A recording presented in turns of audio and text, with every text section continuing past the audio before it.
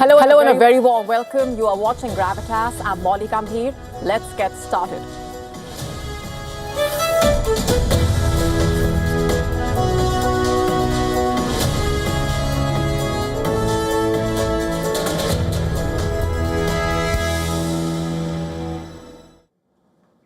Have Donald Trump's darkest Iran war secrets been exposed? According to a report, wounded US soldiers and families accuse the army of downplaying the war injuries. Another report details how Iran damaged a US naval base and caused a US recalculation. All of these developments coming with far-reaching implications. We tell you what the reports say and the bigger picture. Also on the show for you tonight, telling you all about Ukraine's biggest attack on Russia, the situation on the ground, and what the strategy is looking like on both sides. A Gravitas special report coming up as allegations of a donation scam pertaining to the Ayodhya Ram Temple leave millions of devotees in shock. All this and lots more coming up.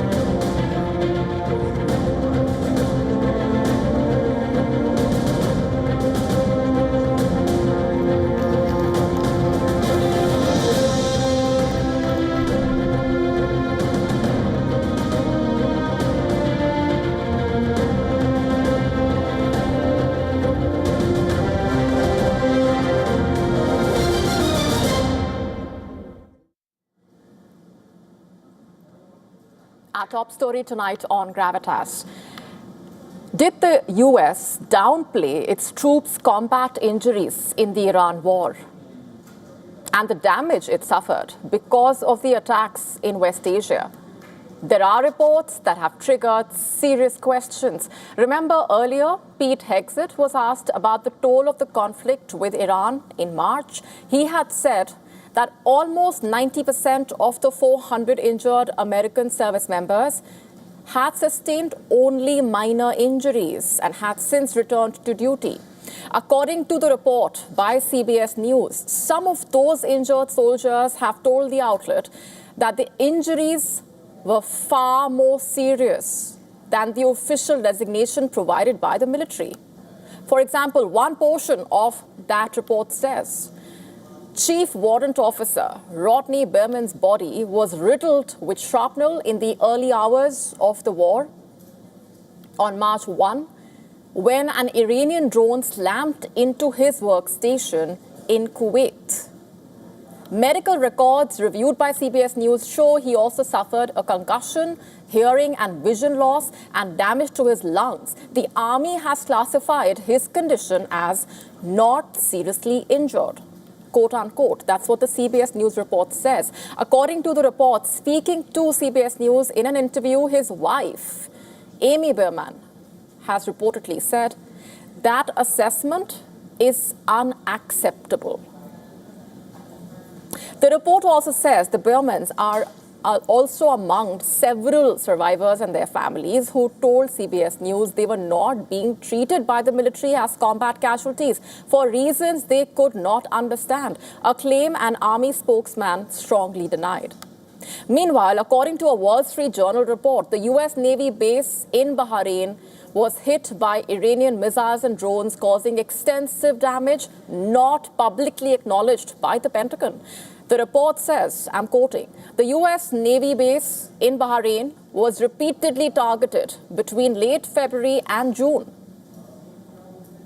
Strikes that got through caused extensive damage. According to a Wall Street Journal analysis of satellite imagery, social media footage, and interviews with current and former service members, damage that the Pentagon has not publicly acknowledged. Hit hard were the command headquarters and at least a dozen other buildings, along with 2 satellite communications terminals. The report also says, quoting, the extensive damage done to America's sole naval base in West Asia, along with hits to at least 20 U.S. sites across the region, including military installations and diplomatic facilities, has the U.S. re-evaluating its entire footprint in the region, according to U.S. officials familiar with the deliberations, quote unquote. All of this coming at a time when America is already facing a headache given the developments in Lebanon. Israel stays adamant as of now. Remember, both the Israeli Prime Minister and the Defense Minister have ruled out any troop withdrawal. As of now, Israel and Lebanon wrapped up a 3rd day of U.S.-mediated negotiations in Washington without an agreement. But all sides have agreed to extend talks for an extra day. The U.S. State Department saying that the negotiations slated to end Thursday will go on for another day. Reports say the U.S. is aiming to end the signing of a framework agreement. This would include Israel partially withdrawing from small areas of its large buffer zone in southern Lebanon and being replaced by members of the Lebanese armed forces. As the talks continued in Washington, Israel carried out strikes in southern Lebanon against what it said were Hezbollah operatives who posed threats to the troops. Hezbollah, however, claimed that the strike killed 3 civilians. The attack marks the 3rd deadly incident since Tuesday itself, bringing the number of people killed in Israeli attacks this week to at least 7. Meanwhile, the situation at the Strait of Hormuz remains sensitive. Iran has insisted its right to control shipping in the strait and warns Gulf states against siding with the U.S. a day after an attack on a ship near Oman highlighted the fragility of that preliminary deal to end the Iran war. The injuries caused by the war, economically, geopolitically, have been far too grave. For President Trump, his approval ratings have also been a casualty. As of now, as West Asia remains on edge and the U.S. and Iran traverse that delicate path from war to perhaps peace, what happens during this crucial process could have far-reaching implications.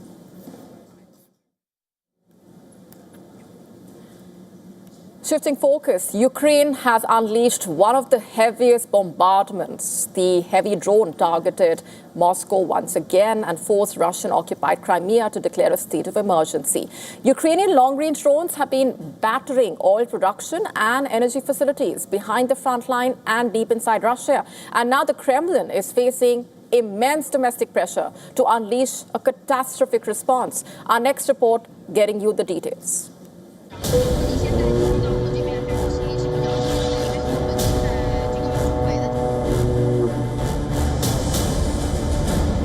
The tide of the war is changing. Russia is under one of the heaviest attacks since the war began 4 years ago. Ukraine launched one of its biggest drone bombardments against Russia, sending a reported 660 drones towards targets, including Moscow, Crimea, and key military sites. The heaviest impact was felt in Crimea, where authorities declared an emergency as damage and disruption spread. Dear Crimeans, a state of emergency will be declared in the Republic of Crimea starting today at 1 p.m. This declaration is being approved in consultation with Mikhail Vladimirovich Razvozhayev in Sevastopol. We are acting jointly and in sync. This declaration is being implemented to streamline financial, monetary, credit, contractual, and other relationships. These images show the horror of the coordinated Ukrainian attacks. Satellite images taken from June 12th to June 22nd, 2026 showed damage to Russian infrastructure, including bridges, roads, and oil storage facilities in Crimea and parts of Russia. The announcement of emergency comes amid fuel shortages and power cuts triggered by the Ukrainian attacks on logistics chains and oil facilities across Crimea. The scale of the assault shocked Russian officials. Ukraine's strategy has increasingly focused on hitting deeper inside Russian territory, targeting military infrastructure and supply networks that support Moscow's war effort. First, we have fully banned petrol and jet fuel export. We are also considering a complete ban on diesel export. We have increased fuel production to the maximum levels at all the refineries. We have shortened the repair periods and postponed planned maintenance. But every strike in the past has triggered a powerful response. After previous attacks on Russian soil, President Vladimir Putin struck back hard against Ukraine, ordering intense retaliatory attacks aimed at Ukrainian positions and infrastructure. Right now, also, Russia continues to launch attacks across the entire Ukrainian front lines. But the latest drone barrage has also intensified pressure inside Russia. Hardline voices are now demanding a tougher response. Russian hawks are urging Putin to escalate the war further and abandon diplomatic talks with the United States, arguing that Ukraine's deep strikes require a stronger military reaction. The conflict is entering another dangerous moment, with drones reaching further, missiles flying deeper, and retaliation becoming more severe. The battle is no longer confined to the front lines. The question now is not only where the next strike will land, but how far both sides are willing to go. Bureau Report, WION World is One.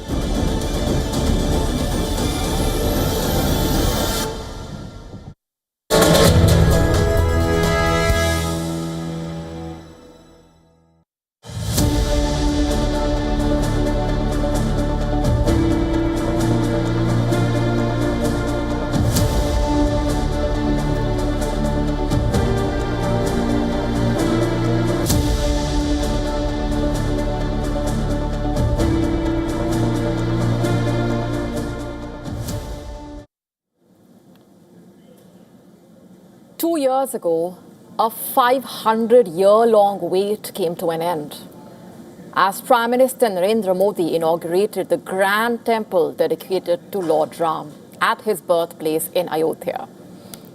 But allegations of a multi-crore donation scam pertaining to the Ram temple, leaving devotees in utter shock.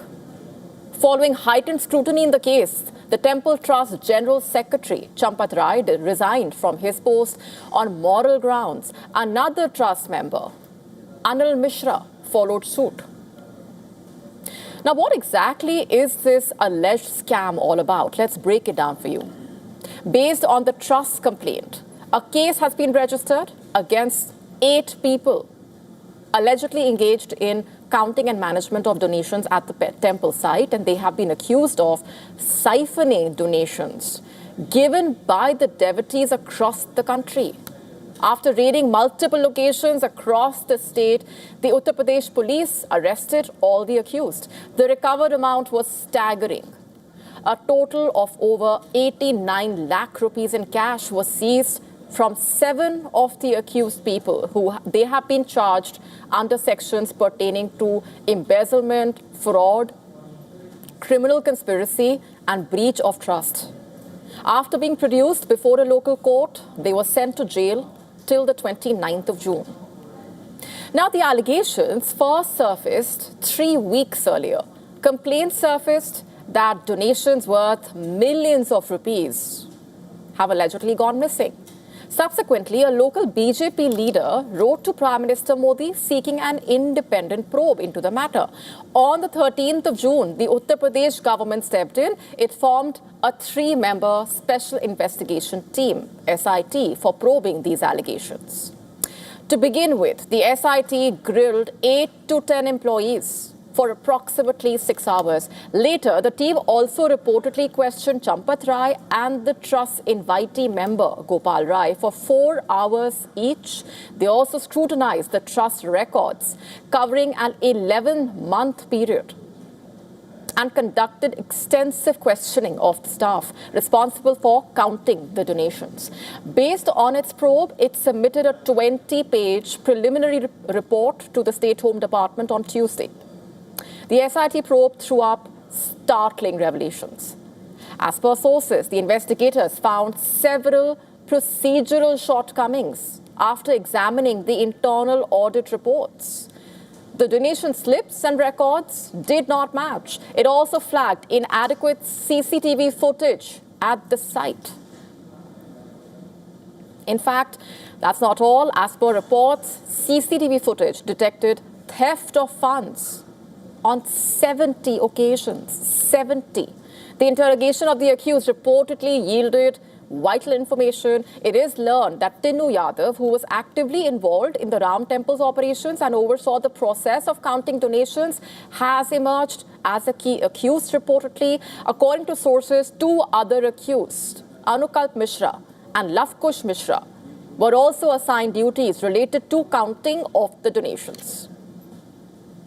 Money was also reportedly recovered from the residence of accused Manish Yadav, who is believed to be Tinnu Yadav's nephew, reportedly.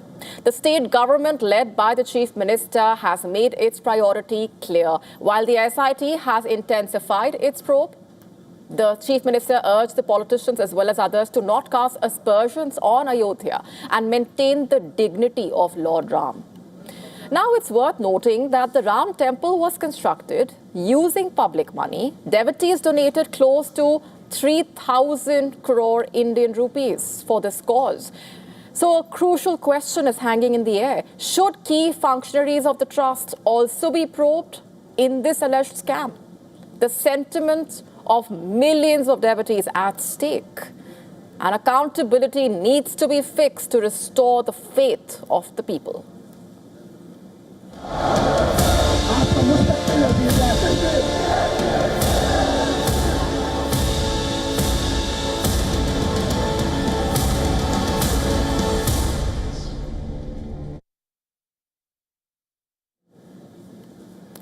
Pakistan-occupied Kashmir is witnessing a deepening humanitarian crisis as thousands continue to defy Asim Munir's crackdown. Protesters accuse Pakistan's powerful military and its leadership of punishing an entire population by choking the supply of food, fuel, medicines. While the Pakistani authorities deny imposing any blockade, multiple reports and residents' accounts paint a rather grim picture of shortages, disrupted communication, and growing public anger. Allahu Akbar! Allahu Akbar! Allahu Akbar! Allahu Akbar!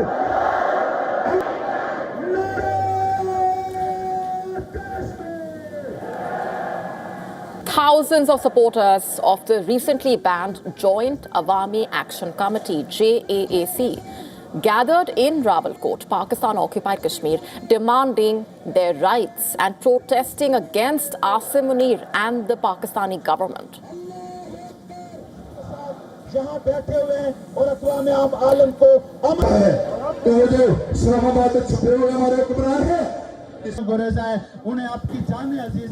Documents circulating among the protest groups indicate that disciplinary action has been taken against government employees accused of participating in demonstrations. According to these reports, as many as 128 government employees have been dismissed from service. Protest leaders also alleged that retired military personnel have been warned against joining the demonstrations. The protests have entered their third week now, with the standoff between the protesters and the Pakistan police disrupting normal life as well.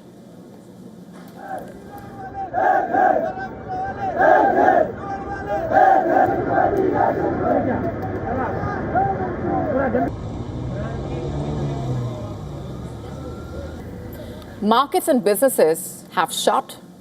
Transport has been crippled. Reports say shortages of essential supplies has worsened, even as the death toll from the clashes continues to rise.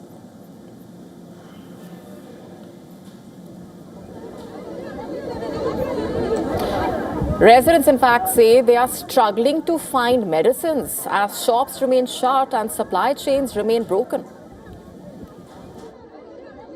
हम यहाँ लोग इलाज के लिए hospital नहीं जा सकते। तुमने हमारा वो राशन बंद किया हुआ है, हमारी खुराक बंद की हुई है, ये जुर्म नहीं करो। Pakistani authorities deny allegations of imposing a blockade. However, residents, truck drivers, opposition leaders say vehicles carrying food, fuel, medicines are being stopped from entering Pakistan-occupied Kashmir. Many residents have reportedly travelled hundreds of kilometres away, including Rawalpindi, Islamabad, Khyber Pakhtunkhwa, just to buy rice, sugar, lentils, medicines, petrol. Several truck drivers also allege that they have remained stranded at police checkpoints for days, leaving perishable goods to spoil. Listen to this. These are trucks that have flour and kerosene. They are all headed to Pakistan-occupied Kashmir. Those heading to Pakistan-occupied Kashmir are being stopped here at the checkpoints. This is such a major injustice with Kashmiris.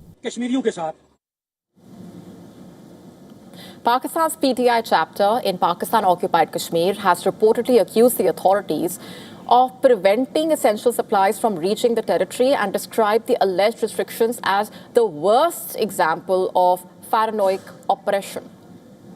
Pakistani officials have reportedly rejected the allegations. However, Pakistani newspaper Dawn, citing an anonymous official, reported that Islamabad had explored measures to disrupt supplies reaching the protesters.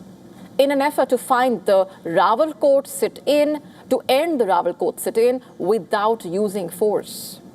But then public anger, both in POK and across various parts, remaining palpable. Women activists, social media influencers, emerging as prominent voices during the protests. जाके हमारे कश्मीर में खून की होली खेली, पाकिस्तान की फौजियों ने जाके हमारे बच्चों को शहीद किया, पाकिस्तान की पुलिस ने जाके शहादत किया और पाकिस्तान की पुलिस ने, पाकिस्तान की आर्मी ने जाके हमारे घरों में चोरियां की. Moving on for now, hours after a mega 6.9 magnitude earthquake struck Japanese coast, southern Japan is now bracing for double storms that are expected to bring strong winds and heavy rainfall. The Japan Meteorological Agency warning residents to be cautious of landslides and flooding in the low-lying areas. Over 1 million people have been evacuated. Japan's weather agency, meanwhile, has issued its second highest landslide alert for parts of the Kyushu and Chugoku regions. The warning comes as a tropical storm sweeps across southwestern Japan, while the tropical storm Higos tracks northward, unleashing torrential rain across large parts of the country.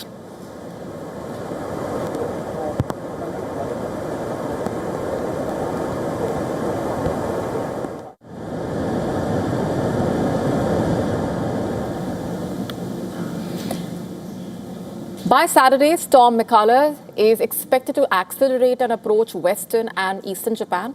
At the same time, the storm Higos is expected to draw close to the country's east and possibly make landfall. Their simultaneous arrival is set to complicate forecasts for the coming days now.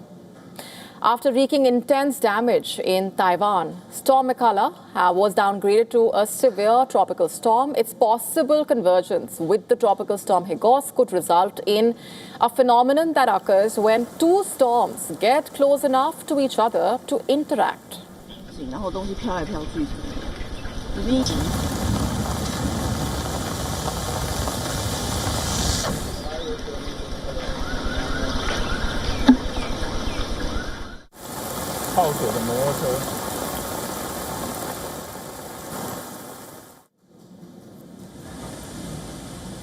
And just as the two storms barreled towards Japan, 4 people were reported to be injured. And while Storm Mikala was downgraded from a typhoon, it is still expected to pack gusts of winds of up to 108 kilometers per hour.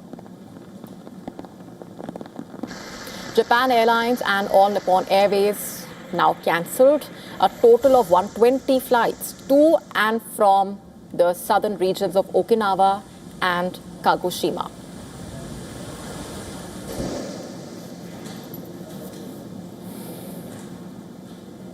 And as the twin storms approach Japan, visuals from Japan's Kyoto showing the river there has swollen to dangerous levels. The river has breached its banks and transformed into a roaring torrent of muddy, fast-moving water.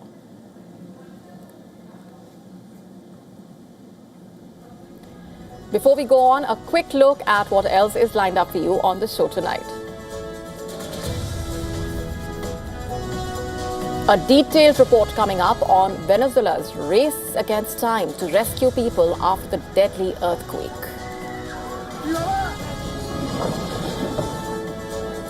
Por aquí, ven, ven.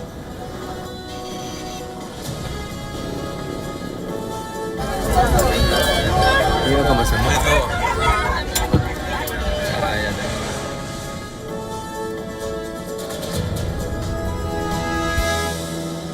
The heat crisis in France is intensifying. We get you a detailed report on what things are looking like on the ground.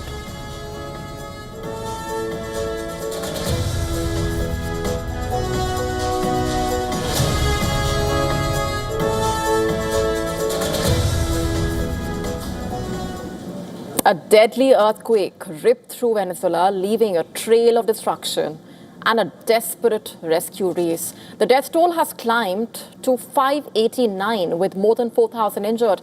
Emergency teams searching through the shattered buildings after the powerful double earthquake. The fight now is against time to find the survivors buried beneath the rubble. Mira cómo se mueve todo.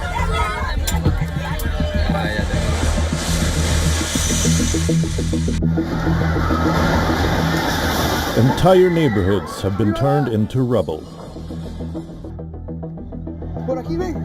Homes crushed, roads damaged, families searching through the wreckage for any sign of life. New images from Thursday's double earthquake show the true force of the disaster. Buildings torn apart, streets covered in debris, rescue workers moving through unstable structures as aftershocks continue to threaten their mission. The ground shook with terrifying power, leaving communities trapped and desperate for help. A horrible tragedy, everything destroyed. I mean, if you walk around there along the Caribbean, if you go from Los Corrales to Tanaguarinas, all the buildings that were on the beach collapsed. It all happened so fast. It took us all by surprise. It was very frightening. There were a lot of people in this building, including many elderly people and many children. It's the first time we've experienced an earthquake of this magnitude. Amid the destruction, a race against time has begun. Emergency crews rushed into the worst-hit areas, digging through collapsed buildings and calling out to those trapped beneath the concrete. Every sound from the ruins became a moment of hope. Then came the rescues. Some survivors were pulled out after hours trapped in darkness.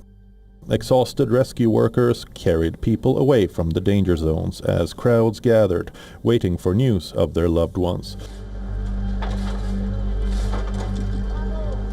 For Venezuela, the disaster comes at an extremely difficult moment. A country already struggling with economic pressure and damaged public systems now faces another major crisis. Many people need help here. We hope other countries can provide support, sending in heavy machinery and rescue personnel, because many people are still buried under the rubble. The earthquake has pushed communities already under strain into an urgent fight for survival. Hospitals and emergency services have been stretched as authorities organize relief operations. Supplies, medical support and rescue equipment are becoming critical as teams continue searching. Help is also arriving from abroad.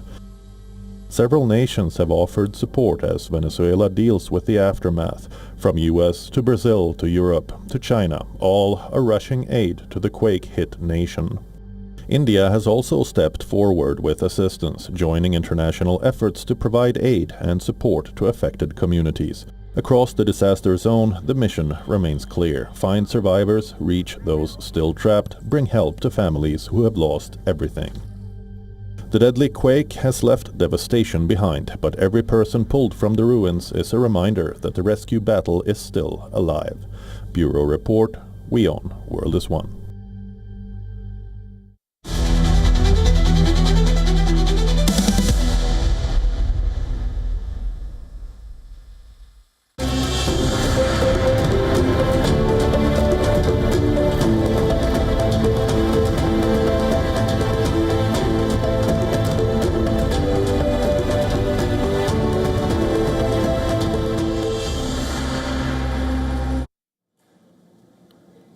Our next story is from South Korea. In a rare case of accountability at the top, Kim Kyon-hee, who served as the country's first lady from 2022 to 2025, was sentenced to 7 years in jail in a jobs for gifts scandal, reportedly. In a remarkable fall from grace, she was taken into custody in August last year when the Seoul Central District Court approved a warrant to arrest her, citing the chance she might destroy evidence. Before becoming the First Lady, she headed art exhibition company. As per the court, she accepted a slew of gifts in exchange for favors, allegedly. For instance, she received a Van Cleef and necklace and other jewelry items worth $90,000 from the chief of a construction company. In return, he managed to secure a government job for his son-in-law. Kim was also found guilty of accepting a painting worth $90,900 from an election ticket aspirant. Apart from this, she also received items like a Tiffany brooch and a Dior handbag. All these gifts will now be confiscated. In its ruling, the court made some scathing observations. It highlighted that she accepted valuables of a kind that the average citizen would struggle to acquire even once in a lifetime. The judgment noted, I'm quoting, she repeatedly accepted valuables by exploiting her influence as a means of brokering favors, quote unquote.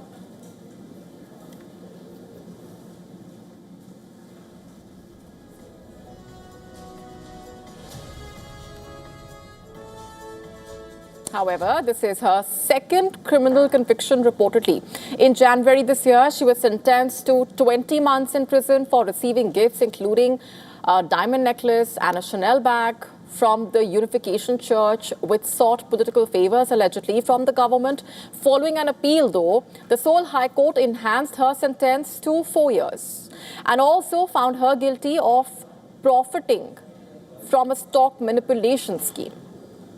The legal woes for Kim and her husband started after he was impeached in April last year. Earlier in February, he was sentenced to life imprisonment for his attempt to impose martial law in December 2024. 2 weeks earlier, Yoon got a 30-year jail sentence for sending drones into North Korea, which prosecutors argued was aimed at creating a pretext for declaring martial law. Meanwhile, South Korea is building a massive drone army. The country is rapidly transforming its drone arsenal, taking lessons, it seems, from the Iran war and the Ukrainian front lines. The decision coming as Seoul's neighbor, North Korea, accelerates its military buildup and capabilities. According to a decision from its defense ministry, as many as 500,000 authorized military personnel will be trained as drone operators in a sweeping overhaul of its warfare strategy. The measure remains extended across the South Korean Army, Navy, and Air Force. In the future, drones should no longer be specialized equipment operated only by limited units and personnel, but a universal combat tool used by all soldiers. Defense Ministry will actively pursue a policy to train 500,000 drone warriors so that every personnel can develop the ability to use drones as a second personal weapon. And the military now plans to procure around 11,000 commercial drones for training by the end of this year. That number is set to rise to 60,000 by 2029. It also plans to acquire more than 20,000 low-cost disposable combat drones by 2030. The drones will be deployed across tri-services with the aim of making them standard equipment for individual soldiers. The announcement comes against the backdrop of concern about North Korea's drone capabilities. In recent days, remember, North Korea's drone capabilities have grown considerably because of it, due to its deepening military partnership with Russia, reportedly. Alongside efforts to expand the use of drones across our military, we will also develop a range of counter-drone capabilities to respond to North Korea's drone threats. 발전시키겠습니다. South Korea's plan also includes expanding counter-drone systems like laser and high-power microwave weapons. In fact, Seoul has further said that it would be relying on 100% domestically produced components rather than Chinese parts. Seoul will also fast-track its indigenous long-range loitering munition. The drone is named after and inspired by the US system, which was reverse engineered from Iran's Shahid 136 suicide drone, reportedly. The announcement comes as both Koreas ramp up their drone capabilities. The push basically is driven by lessons from the wars in Ukraine and West Asia, reportedly, where unmanned systems have emerged as battlefield game changers. Recent wars in Ukraine and the Middle East have clearly shown that drones have emerged as game changers on the battlefield.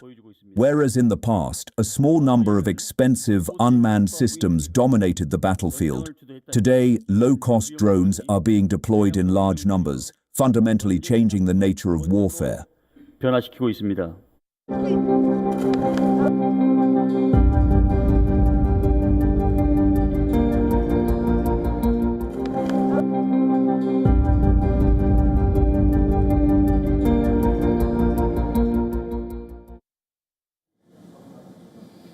France is battling a relentless heat wave that is pushing temperatures to dangerous levels, disrupting daily life, raising serious concerns about public safety. From overheated classrooms and crowded appliance stores to melting glaciers in the Alps, the extreme weather is exposing the growing impact of rising temperatures across the country. Education unions in France have accused the government of failing to prepare schools for the heat wave. They say teachers and students are being forced to spend hours inside classrooms where temperatures have reportedly climbed to nearly 40 degrees Celsius, creating unsafe working and learning conditions. The unions have even urged teachers reportedly to go on strike if they believe the heat poses a risk to their health, as most of France remains under the highest weather alert. French authorities have shut down around 3,500 schools because of the extreme heat and shortened operating hours at another 10,000 schools. We understand why they're closing. It's very hot in the classrooms. They're very tired at the moment. It's no bad thing to stay at home where it's a bit cooler. A rare sight is on display as the annual Lotus Culture Festival kicked off in Beijing. Viewers were enthralled to see a rare ancient lotus, which was successfully revived from an 800-year-old seed. Let's take a look at some of the visuals.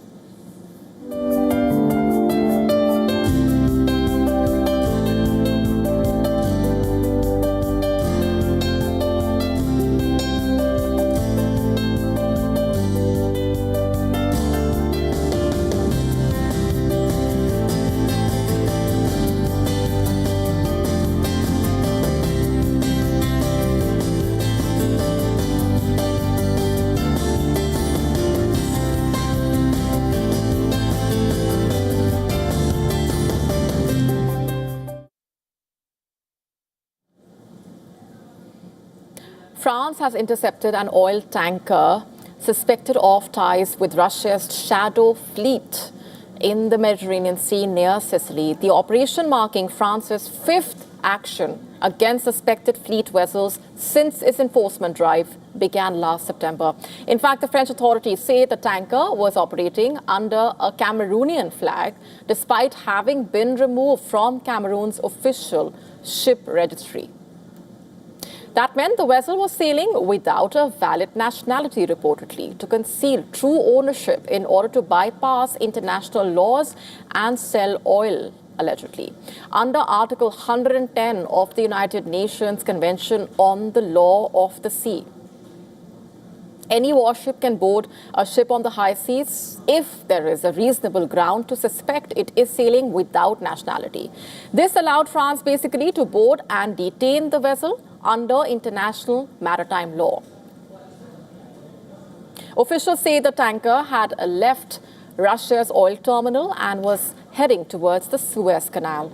The UK, European Union, other Western allies describe a group of oil tankers linked to Russia as a shadow fleet. Many of these vessels reportedly operate under frequently changing flags, complex ownership networks, and unclear insurance arrangements, allegedly, making their operations more difficult to track. The European Union has sanctioned nearly 600 vessels it identifies as part of this network.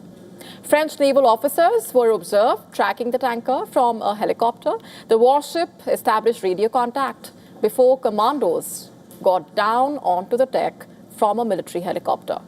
Armed officers secured the vessel, entered the bridge, and started inspecting documents as the investigation got underway. The French president says that Europe will not allow the shadow fleet to circumvent sanctions or finance Russia's war in Ukraine. The operation coming just days after Britain boarded a sanctioned tanker in the English Channel, reportedly. European navies have increased inspections across the Atlantic, in fact, the Mediterranean, the English Channel, and the Baltic Sea. The Kremlin has condemned the French operation, calling it illegal and comparing it to international piracy. Moscow insists it is taking measures to protect its maritime cargo, while France maintains that the operation was carried out with Allied support and in full compliance with international law. The French interception of the ship, highlighting Europe's growing efforts, basically, to target Russia's energy revenues in a way, a key source of funding for its war in Ukraine. With a new round of EU sanctions under discussion, Western governments are increasingly focusing on shipping routes used to move discounted Russian oil to the buyers in Asia, reportedly.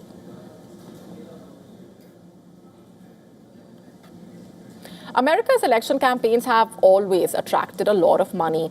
This year, the flow of cash is reaching new heights, it seems. More than $1.3 billion have already been poured into the U.S. election cycle, with Republican-leaning donors reportedly accounting for the biggest share.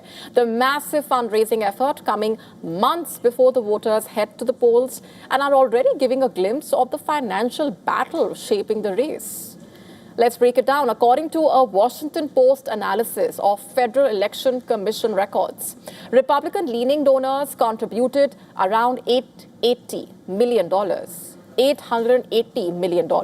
during the first half of this year.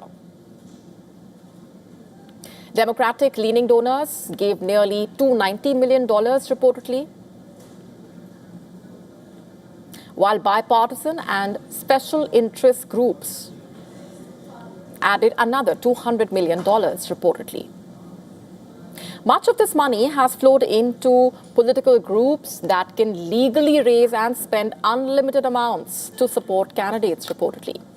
The list of top contributors reading like a who's who, in a way, of America's wealthiest people. It reportedly includes several billionaires, among them Elon Musk, reportedly, who recently became a newly minted trillionaire after a dramatic jump in his fortune. But not every donation appears under a billionaire's personal name. Many wealthy donors use companies or affiliated organizations, reportedly, to channel their political contributions. According to the Washington Post, Democratic financier George Soros, for example, is linked to two entities, which together donated about $102 million, reportedly, in the first 6 months of the election cycle.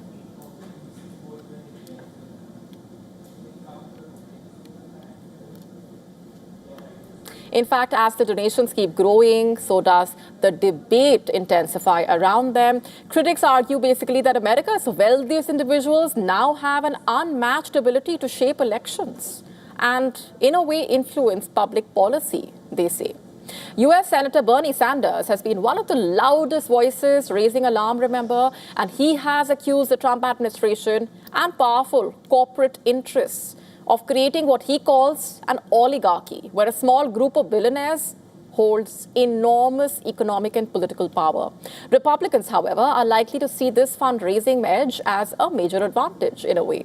Political analysts saying having more money early in the campaign means more TV ads, stronger voter outreach, bigger campaign operations.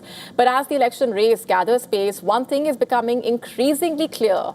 The battle for votes is also becoming a battle of wallets, with billions of dollars already helping shape the political contest long before the election day arrives.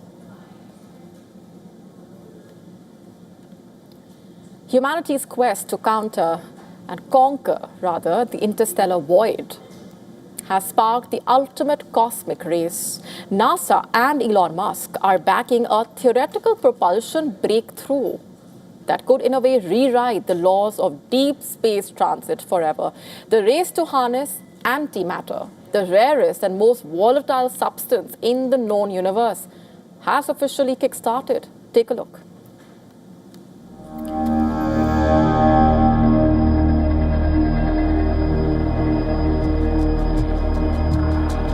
For decades, science fiction has imagined ships crossing the universe using impossible technology.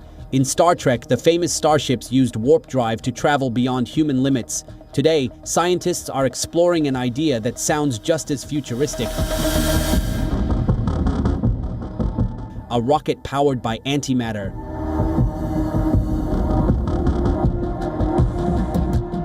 To unlock the stars, space exploration demands an entirely new paradigm of raw power. Elon Musk and NASA chief Jared Isaacman have voiced strong backing for antimatter propulsion as a future space travel technology.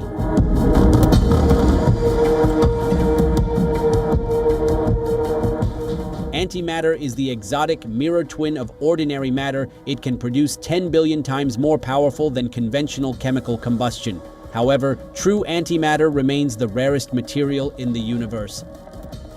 But there is one massive problem. Antimatter is extremely difficult to create and store. Scientists have only produced tiny amounts of antimatter in laboratories.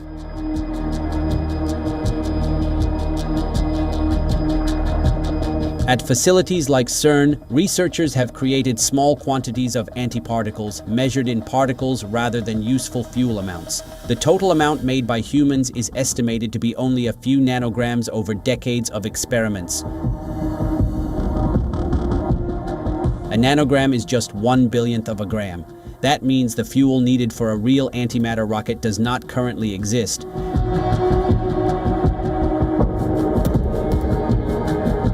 Creating enough antimatter would require enormous energy, advanced technology, and storage systems capable of keeping it away from normal matter. Despite these challenges, the idea is attracting attention.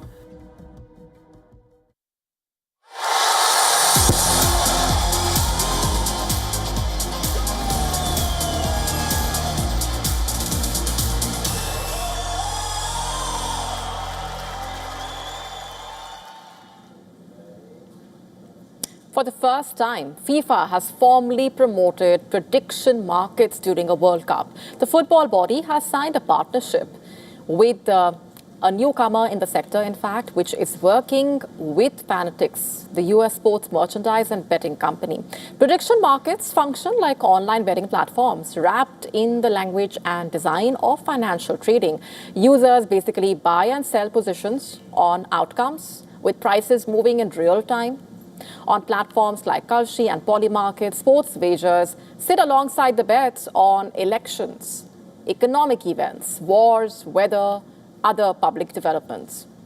Supporters say these markets improve price discovery and engagement. Critics warn that they can create a gambling environment with fewer established safeguards than traditional sports books. In fact, the expanded 2026 World Cup is already reshaping the sports gambling industry. The tournament has grown from 64 matches in 2022 to 104 matches, and from 32 teams to 48 teams.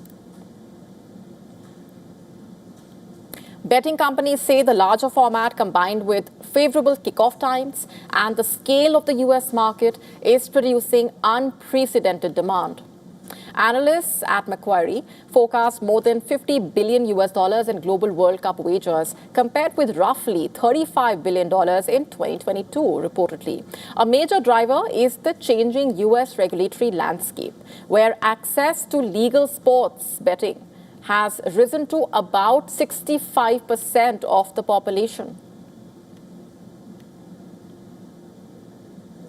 up from around 40% during the last World Cup. Early numbers show strong customer activity across major operators.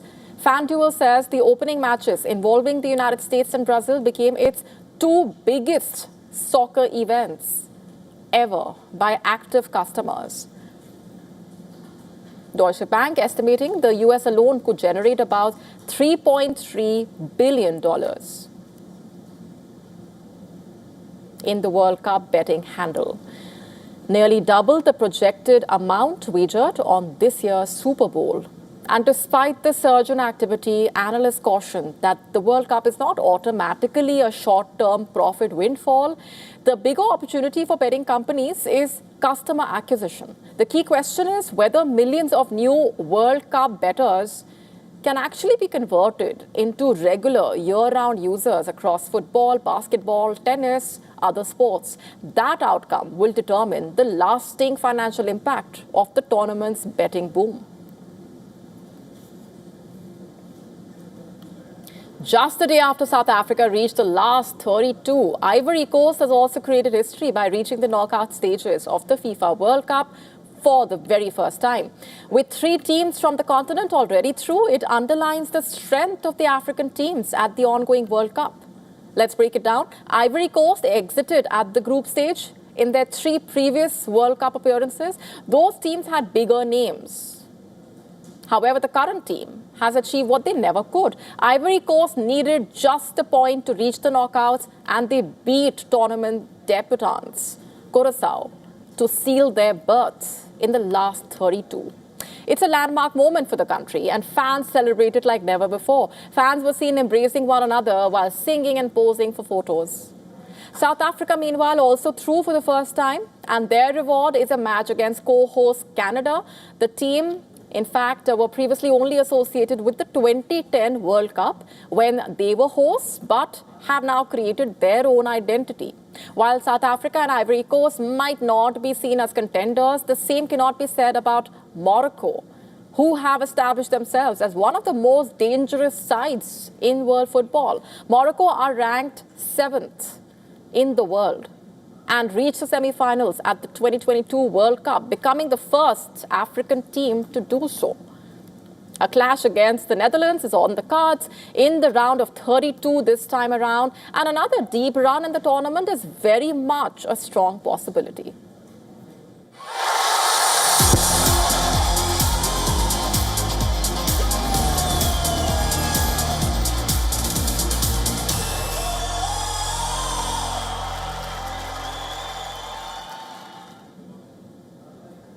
And with that, it's a wrap on this edition of Gravitas tonight. This is me, Molly Gambhir, signing off. Thanks very much for watching. Have a good weekend.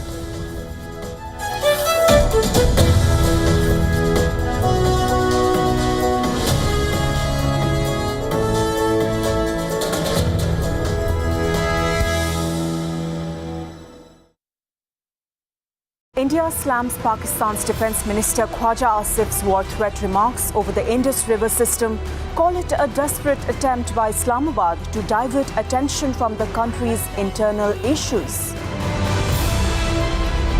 Another Indian city faces devastating fire, young lives lost in Lucknow and families shattered. Why does the same tragedy keep repeating itself? And Sri Lanka battles its worst dengue outbreak in years, with hospitals stretched to the limit. Could this crisis spiral out of control? We get to these answers and much more on Inside South Asia. सच नाम का show का season 3 अब आ रहा है। आप पूछेंगे season 3 में नया क्या है? नया है सच की दिशा, जो महानगरों से निकलकर अब छोटे बड़े सभी शहरों में और कस्बों में भी आएगा।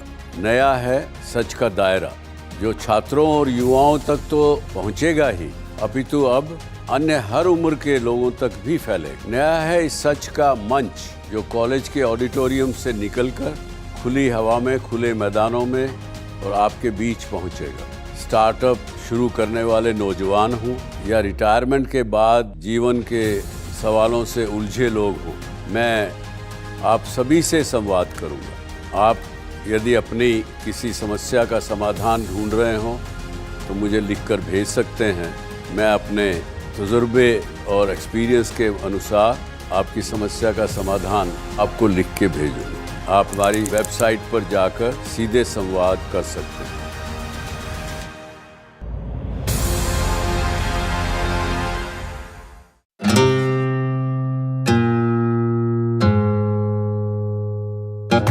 A sight for sore eyes. The Bergman